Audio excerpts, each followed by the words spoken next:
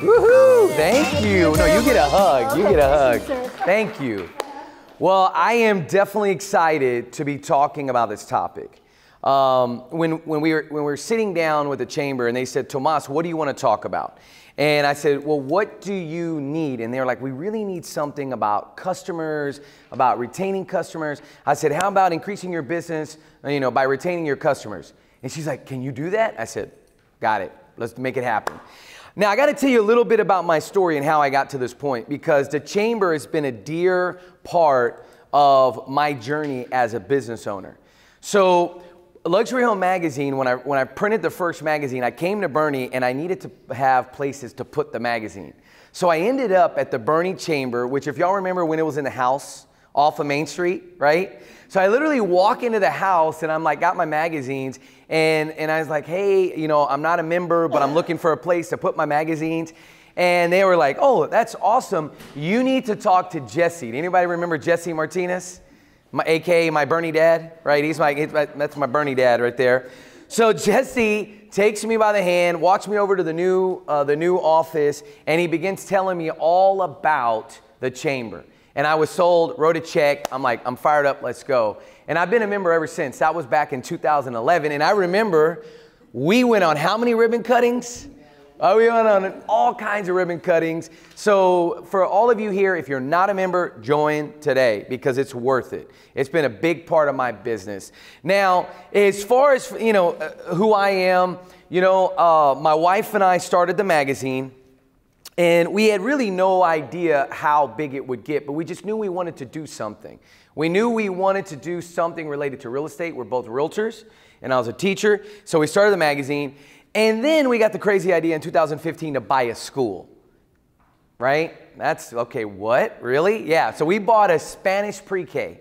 And so we're entrepreneurs. We understand, if those of you in here are entrepreneurs, or those are in here, if you're still an employee, all of this, what we're gonna talk about today connects. Everything we're gonna talk about connects. Because if you're in business and you work for someone, more than likely you have customers. Everybody here, do you have customers? Can we all raise our hand? Do you have customers? Okay, good. How many of you would like to keep all of those customers? Most of them. Okay, most. Right? There's always one or two that you're like, can y'all just not come back? Right? Okay. Well, so here's the deal. If you want more customers, if you want to retain your customers, I think you have to understand why it's so important. And so what I want to help you understand is the numbers.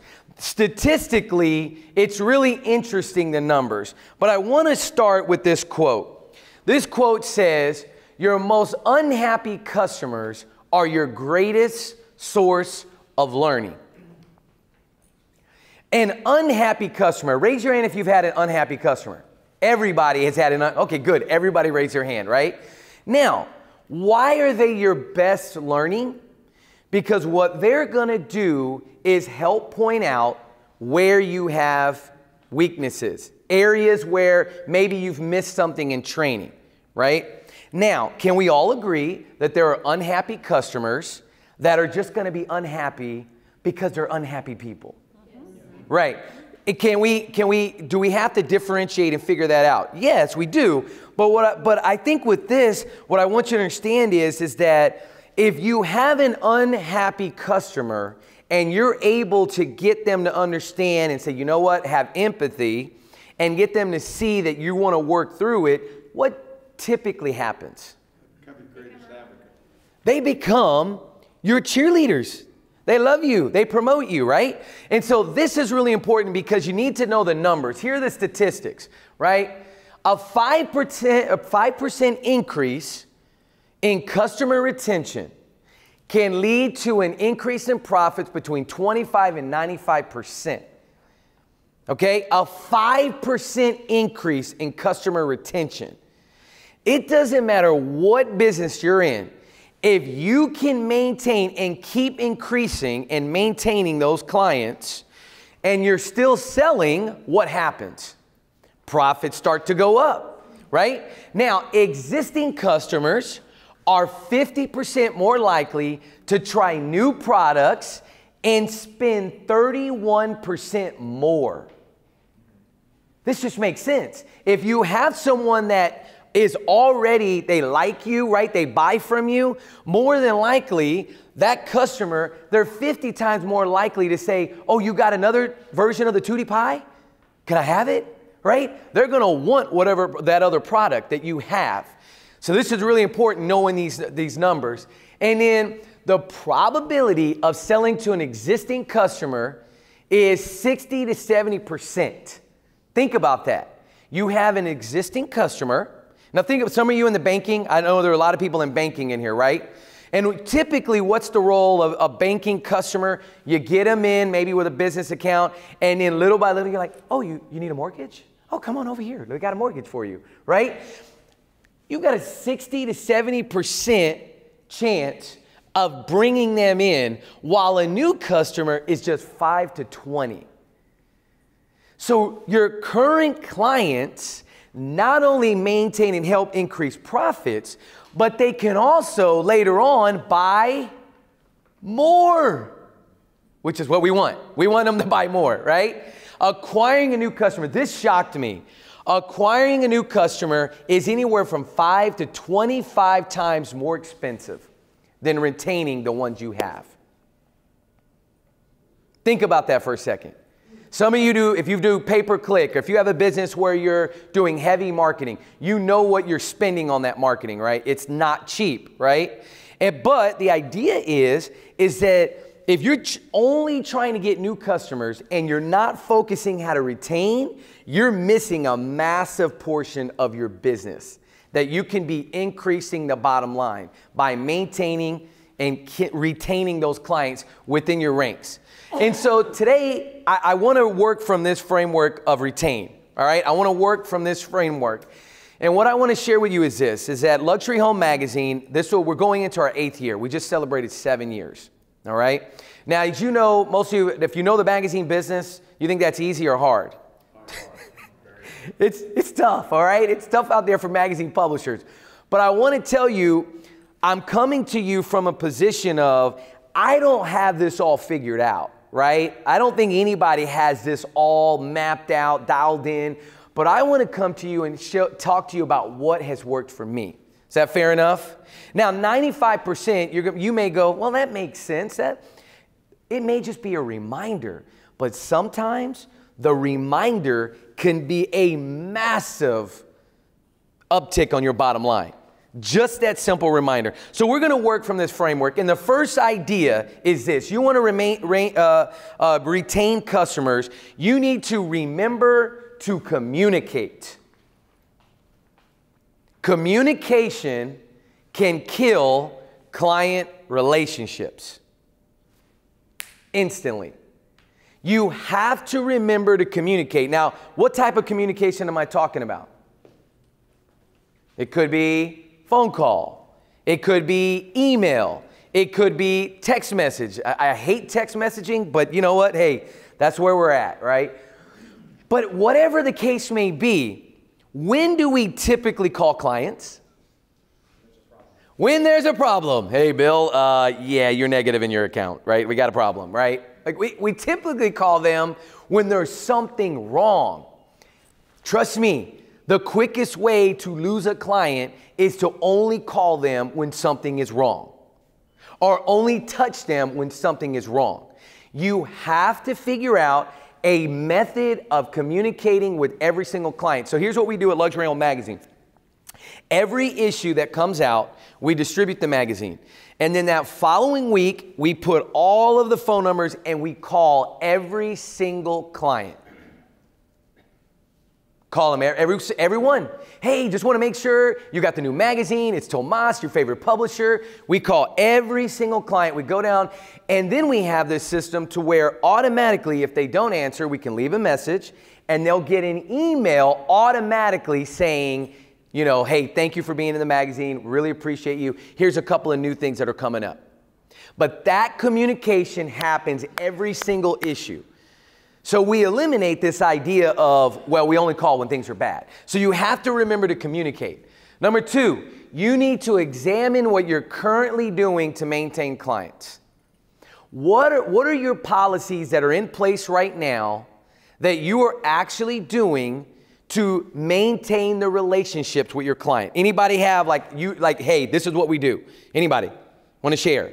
What, do you even have a plan in place? Right? Does anybody have anything? Yes, please. We have a monthly email newsletter that's just for our clients. Ah. Exclusive just to them. That's like updates about events that are happening in the area, maybe podcasts that would be good for them to listen to. It's usually theme-based, and then obviously as well as updates about the business as well. Did y'all hear that? Monthly newsletter. Love it. Howie? Well, we did start doing something pretty interesting a few years ago where in our invoice, we itemize what we did because we're billing them, and we don't want a month to have gone by and then think like, oh my God, that probably didn't take 4 hours. So we itemize in there, we talk about how great it was what we did for them, and then it was 5 hours at our hourly rate in this. And we stopped getting complaints. Isn't that interesting? So you were really communicating, hey, this is exactly what we did in the billing. That's good. And that helps big time. Yes. We personally handwrite a note. Oh, yes. You'll get a phone call, you'll get an email, hey, thanks for your order, it was great. And then not only do you get a personalized handwritten note from myself, you also get one from the owner of the company. Like he personally, I don't want to say I tell him what to say, but Right. like I'm like, this is this client, this is how many years they've been with us. Da, da, da. Yeah. And he writes a note and he mails it off. And then sometimes, depending on your tier level of what you've purchased from us, you'll get a pie. Yeah. I've been known to drive just to go somewhere and be like, okay, I'm gonna stop here, and people are shocked to be like, wow, you're her, or Yeah. like, you actually get the little, and it may not be something really important, but like we go to Dallas for a client, so I may stop at 2 other clients so they can at least see who I am. And I love that. create a different relationship with that Yeah. person. So the personal note. Just think about this for a second. You remember the last time you got a personal note that was handwritten from someone, right? For some of us, it's been a while, right? Like we're like, it's been a while since I got a handwritten note, right? Charities are usually really good at this. Yes. Charities are really good at this, and I would please continue that, right? But for businesses, we're usually not very good at this. So you need to examine what you're currently doing, all right? Next thing you need to do, trust must be one of your top priorities. So a luxury home magazine, when you're printing a magazine, they want to trust that you're doing what you say you're doing. They want to know and feel good about it. So you have to build that trust with your clients. And that trust comes from communication. It comes from you making sure that you're maintaining that relationship and not just calling when there's a problem. So make sure trust is a priority. And then you need to adapt to the latest technology. Now, what I mean by that is like what you said earlier, Howie, is like this idea of really using the invoice to over communicate. That's using your current technology or new technology. That's awesome, right? I use a technology called Phone Burner. Anybody here have to make a lot of phone calls? Like a lot of calls. Okay, all right. If you need to, write this down. If you need to make a lot of phone calls, write down Phone Burner. It's the greatest thing ever. Because in Phone Burner, it allows me to call, I could call 100 people in, I don't know, an hour, and it have an automated voicemail with a click of a button, and when I click that button, it automatically emails them. You have to adapt to the latest technology and learn how to best serve your clients. And again, you may say, I don't know how to do a monthly email. Find somebody 23, 24, they'll figure it out. Right? I don't know how to do Instagram. Well, that class later this afternoon is going to be a great idea to kind of start thinking about that. But here's the one thing I will tell you. If you don't know how to do something in this day and age, trust me, YouTube can show you how to do anything. Anything. It's crazy. My cousin came, we were all at the house watching football, and he told me, I learned how to sheetrock. And I looked at him and I go, you know how to, what do you mean you know how to sheet? He said, no, you don't understand. I went on YouTube and it taught me exactly what to do. So if you don't know anything, trust me, go Google it. It will tell you step by step how to do it. So adapt to the latest technology. The next one here is an intentionally train. Now that word is very important. Intentionally train your team to be customer focused. Now, what restaurant has this down to a science? Chick-fil-A. Do you think Chick-fil-A is intentional? Listen, do you know the amount, does anybody know someone that owns a Chick-fil-A?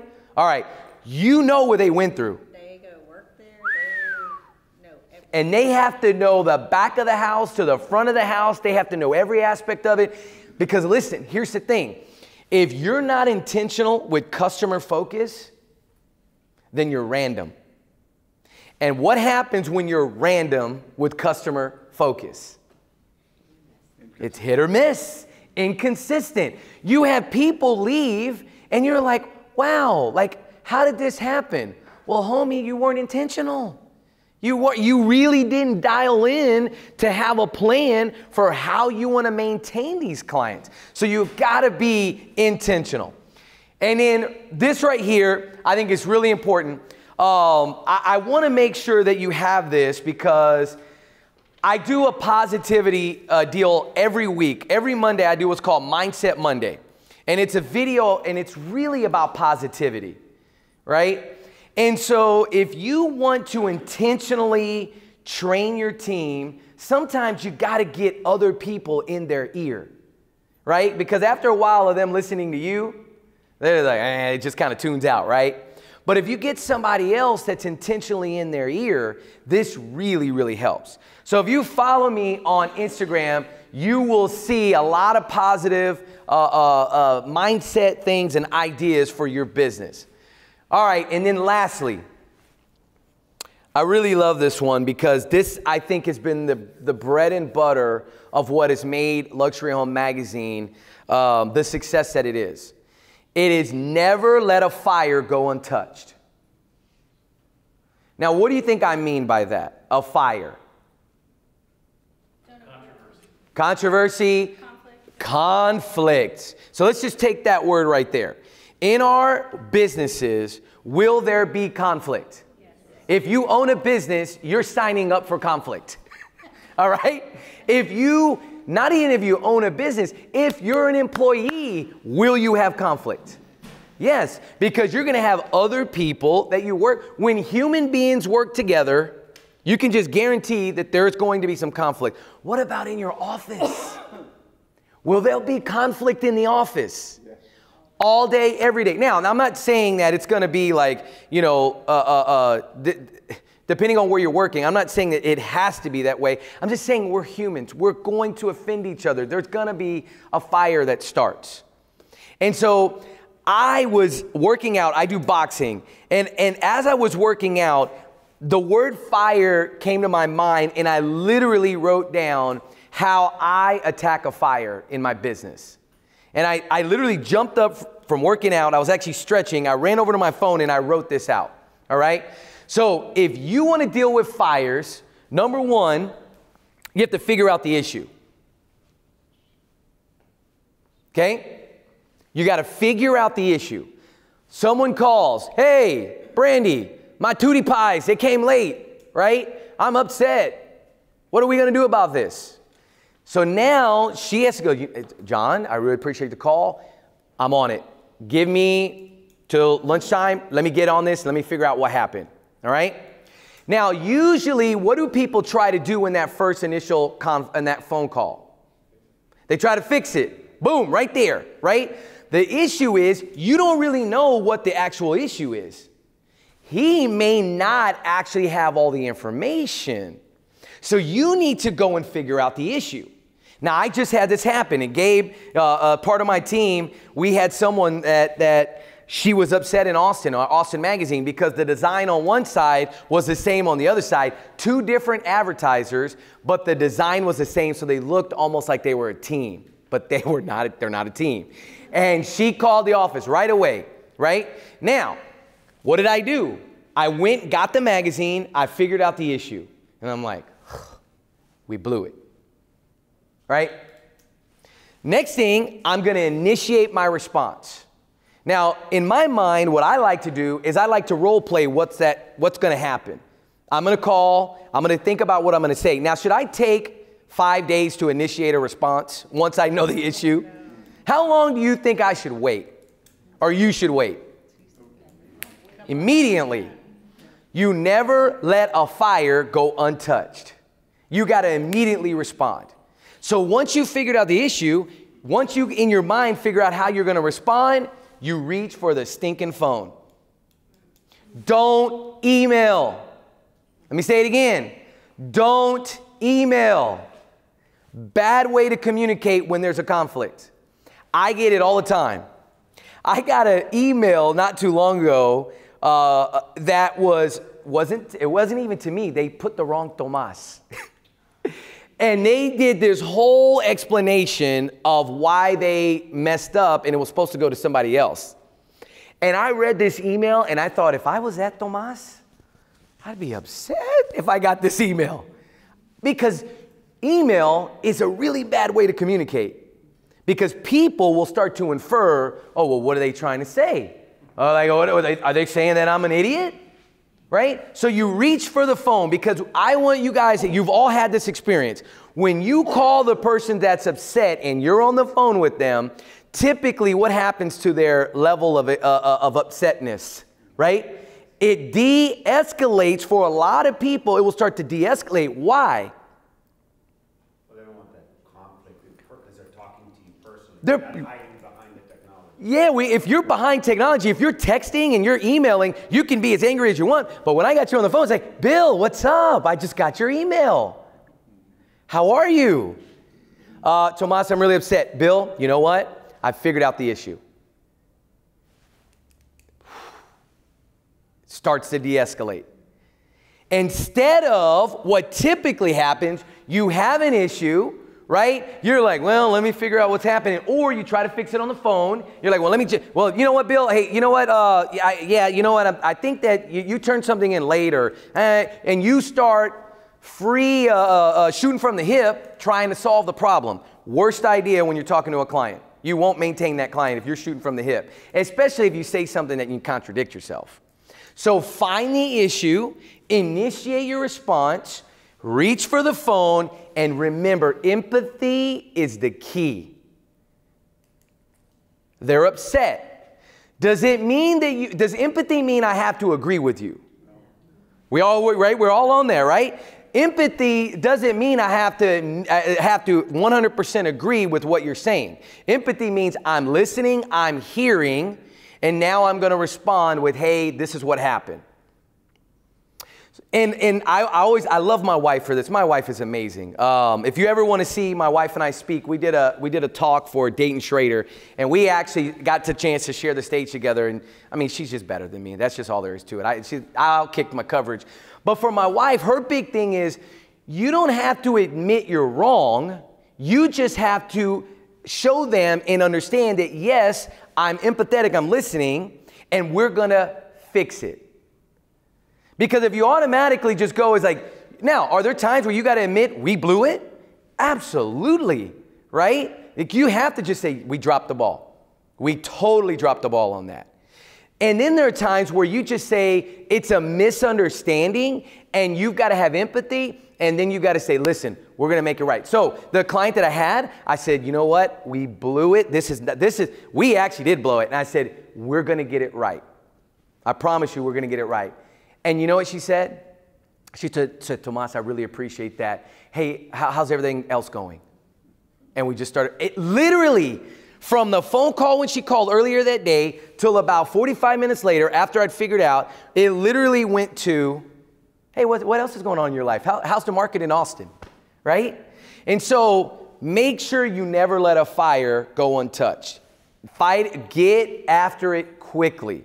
Make it a priority, initiate your response, reach for the phone, and always remember that empathy is the key. So last but not least, this is the last quote, we'll wrap up because we want to get back on time, is this idea. There is a big difference between a satisfied customer and a loyal customer. And here's the difference. You can satisfy a customer, but that's just by giving them what they ask for. That's just being average. They're satisfied. They bought a Tootie Pie. They got a Tootie Pie, right? Like you know what? We're good. Thank you. Okay, good. That's average. But if you want a loyal customer, then you have to be above average. You've got to write the note. You've got to communicate, right? You've got to make sure that you're up on the latest technology so that you can stay with them. You've got to make sure that you're intentional. You're really intentional about what you want to do, right? And you have to make sure that you never let a fire go untouched. Thank you very much. Q&A. Do we have time for Q&A or no? Yeah? How much time we got? You sure? Okay. Q&A, please. I love your shoes. Oh, yeah, me too. Do y'all know the story behind these? Do y'all know the story? So this is Clouds and Dirt. This is one of the first, that's the only entrepreneur I know, Gary V, okay? He has Clouds and Dirt, and this is a shoe. Now, he's done other shoes, but this is one of his shoes. He has his own shoe. He's an entrepreneur. He's on, if you follow him on social media, he does cuss a lot, so just keep that in mind. He's a little, on the crazy side with that.